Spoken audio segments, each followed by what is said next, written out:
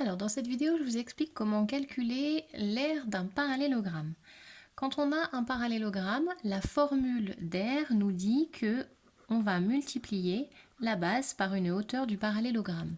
La base, c'est une longueur d'un côté. La hauteur, c'est la perpendiculaire issue de ce côté qui va jusqu'au côté opposé. La base ne signifie pas forcément qu'on est en bas. On aurait pu prendre la base ici si on avait eu la perpendiculaire qui était dans l'autre sens, comme mon crayon par exemple.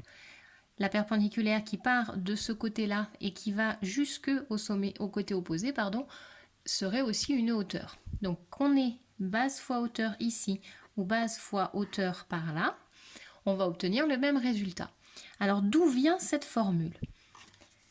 Hop. Mon parallélogramme, si je maintiens la hauteur qui est ici et que j'en fais une autre un petit peu plus loin, on a bien des hauteurs ici qui sont parallèles puisqu'elles sont toutes les deux perpendiculaires à un côté. J'obtiens de chaque côté, ici, un triangle qui est de même mesure. Ce triangle qui est à gauche, je vais le décrocher et je vais le faire passer à cet endroit-là. Hop, donc mon triangle qui est à gauche, je le décroche et je l'envoie sur la droite ici.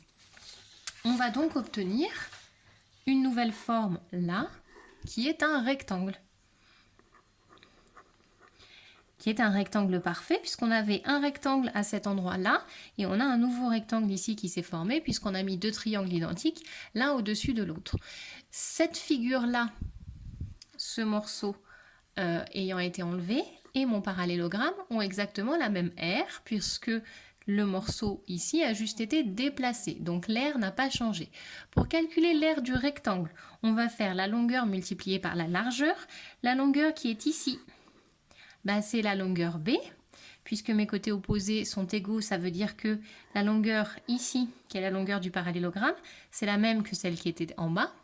D'accord? Donc on va avoir B. Et on va multiplier donc la longueur par la largeur. Et la largeur qui est ici, c'est la même que celle qui est ici, c'est la même que celle qu'on avait là. Et la largeur qu'on a ici, eh bien, c'est notre hauteur du parallélogramme. Donc notre rectangle, l'aire de notre rectangle, longueur fois largeur, va donc être égale à B fois H, la base fois la hauteur. Et étant donné que cette figure et celle-ci ont la même aire, on va donc avoir l'aire du parallélogramme qui est bien égale à base fois hauteur.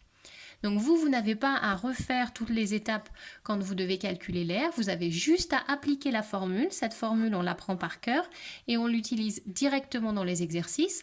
Moi, je vous ai fait les différentes étapes pour vous expliquer d'où sort cette formule.